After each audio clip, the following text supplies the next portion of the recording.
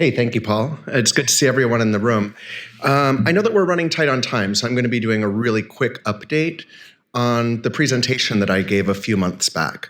So I like to give sneak previews to the audience that's here in this room and joining us online into what we're up to at IDI.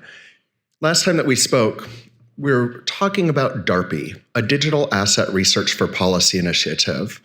And with grants and resources and support from USC Beta, VanEck, EY, we are actually starting to move forward with some applied research where we can start evolving the industry's theoretical use cases into applied case studies.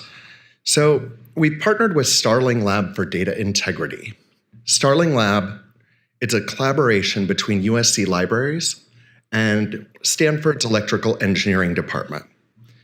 And what we're doing is we are looking to tokenize cultural artifacts, to sign and register those tokens across several blockchains, and then to store those in a decentralized fashion to effectively delete the delete button for some of the most important components of human history.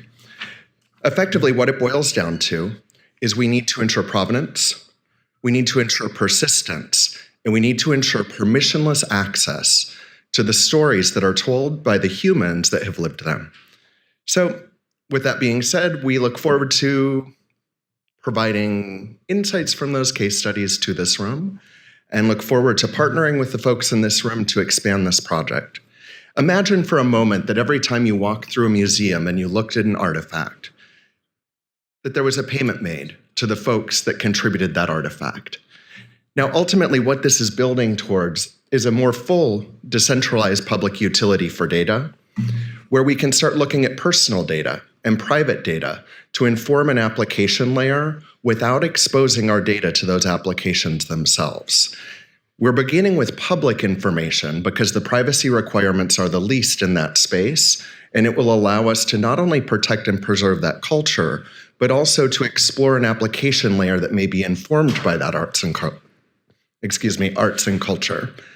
So again, imagining an AI, imagining an application layer that is informed by the human experience and that we can ultimately use to drive personal and private data to an application layer without the exposure or surrender of that data. Now, total side note, we are going to be doing a larger unveiling of this at Consensus 2025 in Toronto. As a nonprofit, donors of a certain degree to our nonprofit do receive 90% off of those Consensus badges. So if anyone is interested in attending Consensus, if anyone would like to learn more about these cultural preservation efforts and ultimately the larger vision of this program within DARPA, please catch up with me or shoot me an email at the email on the screen. Thank you.